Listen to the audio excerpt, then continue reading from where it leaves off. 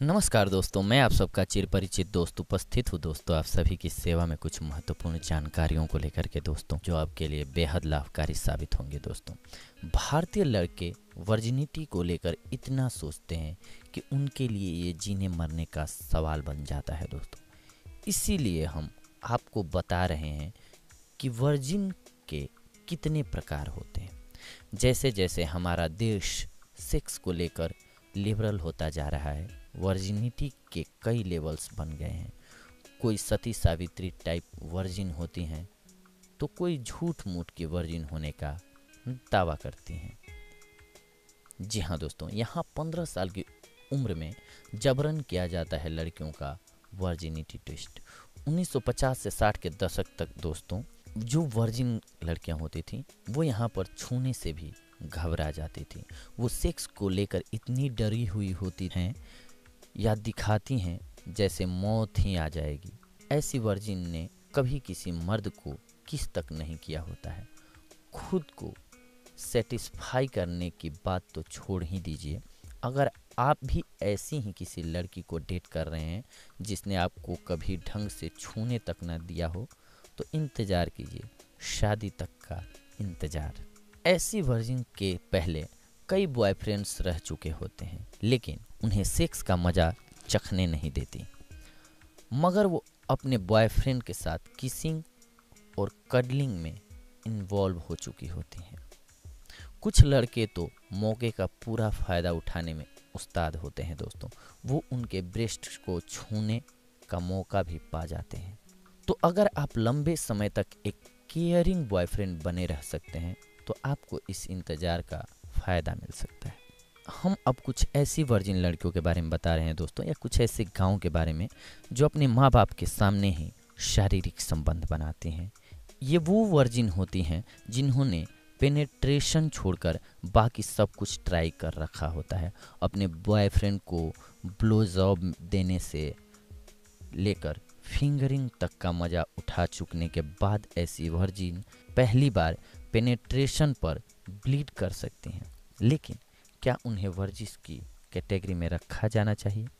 अब फैसला आपको करना है कि जो वर्जिन बेड पर प्रोफेशनल की तरह आपको चौंका सकती हैं, उन्हें आप वर्जिन कंसीडर करेंगे या नहीं। कुछ लड़कियां ऐसी भी होती हैं जिनकी वेजाइना कुछ समय तक सेक्स न करने पर नॉर्मल साइज में लौट आती है। दोस्तों, तो अगर ऐसी लड़कियां रेगुलर इंटरकोर्स न करें तो वर्जिनिटी टेस्ट में आसानी से पास हो जाती हैं। ऐसा कोई तरीका नहीं जिससे आप पता लगा सकें कि कोई लड़की वर्जिन है या वर्जिन होने का दिखावा कर रही है। दोस्तों, जी हाँ दोस्तों, आमतौर पर जानते हैं आप कि वर्जिनिटी का टेस्ट बहुत ही मुश्किल काम है, क्योंकि ये खेलने से भी, जिस छिल्ली की हम बात करते हैं, वो तो खेलने से भी टूट जाती है, या दौड़ने से या वर्जिश करने से। दोस्तों, आमतौर पर ऐसा माना जाता है यदि पहली बार सेक्स के दौरान महिलाओं को ब्लीडिंग नहीं हुई तो वे वर्जिन नहीं हैं। बहुत लंबे समय से यह मान्यता चली आ रही थी, लेकिन हाल में हुए रिसर्च से पता लगा है दोस्तों कि इनका कोई ठोस आधार नहीं था। मेडिकल साइंस में भी ये प्रूफ हो चुका है कि सेक्स के दौरान ब्लीडिंग न होना वर्जिन का साइन नहीं है। लेकिन ऐसे बहुत से कारण हैं जिनकी वजह से महिलाओं को पहली बार सेक्स के दौरान ब्लीडिंग नहीं हो सकती है। दरअसल स्त्रियों में पहली बार सेक्स के दौरान ब्लीडिंग का कारण उनके प्राइवेट पार्ट में मौजूद हाइमन का रैप्चर होना है, लेकिन जरूरी नहीं कि ऐसा हर महिला के साथ हो। कई महिलाओं में हाइमन जन्म से ही नहीं होता है, तो कई महिलाओं में ये लेयर काफ़ी लचीली होती है, जिससे सेक्स के दौरान भी रैप्चर नहीं होता, जबकि कुछ महिलाओं को इस बारे में पता भी नहीं होता।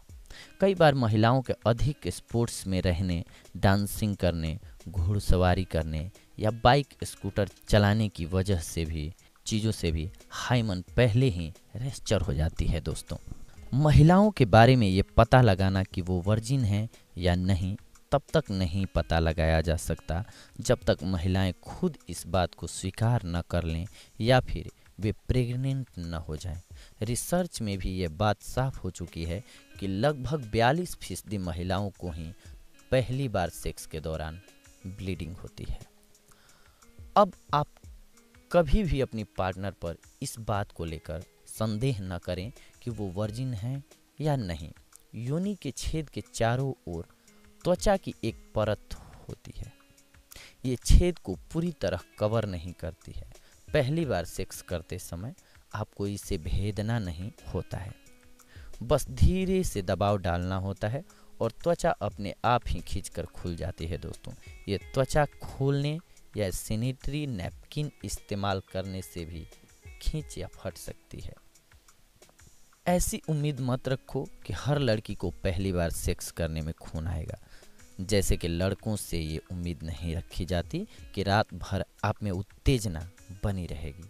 अगर उसको खून नहीं आता, इसका ये मतलब नहीं कि उसने पहले सेक्स किया है। हो सकता है कि उसकी योनि छेद थोड़ी ज़्यादा लचीली है और खेलते वक्त टूट गई हो या साइकिल चलाते वक्त टूट गई हो, तो एवं शक नहीं करना चाहिए दोस्तों।